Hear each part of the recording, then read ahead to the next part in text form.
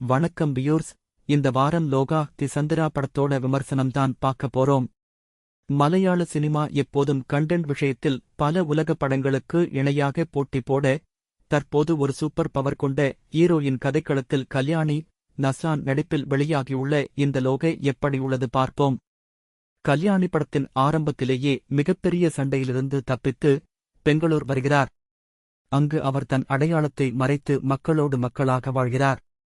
அதே ஊரில் இரவு மனிதர்களை கடத்தி ஆர்கான் திருடும் கும்பல் தெரிய, அதில் ஒருவருடன் கல்யாணிக்கு மோதல் ஏற்படுகிறது. அவரை கல்யாணி புரட்டி எடுக்கிறார்.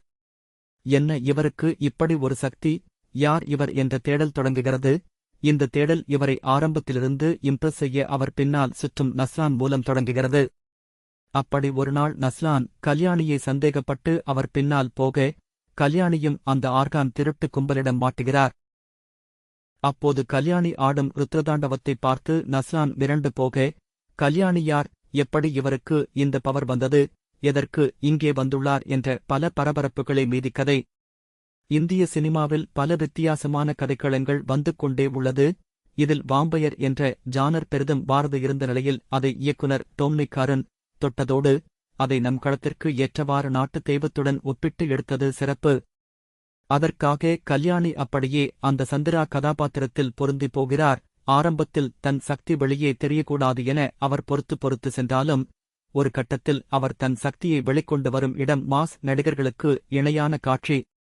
அதிலும் இடைவெளி எப்படி சந்திராவுக்கு இந்த சூப்பர் பவர் வந்தது என சிறுவயதில் காட்டும் கதையையும், தற்போது சந்திராவை கடத்தி வந்த ஆர்கான் திருட்டு கும்பலுடன் ஒப்பிட்டு அவர் வாம்பயர் ஆகஸ்ட் மாறும் காட்சி சும்மா தீப்பறக்கிறது.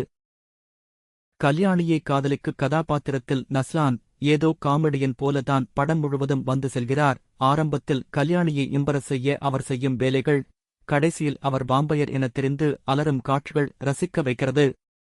படத்தில் கிட்டத்தட்ட வில்லன் போல் இதில் வருவது சாண்டி மாஸ்டர்தான். அவரும் படம் முழுவதும் ஒரு ஆணாதிக்க திமிருடன் வருவது, அதோடு வாம்பயர் பவர் அவருக்கு வர, அவர் எடுக்கும் முடிவுகள் என சாண்டி தன்னால் முடிந்த பங்கை சிறப்பாக செய்துள்ளார். ஆனால் சாண்டியை ஒரு குறிப்பிட்ட ரோல்கே கமிட் செய்வது போலவே உள்ளது.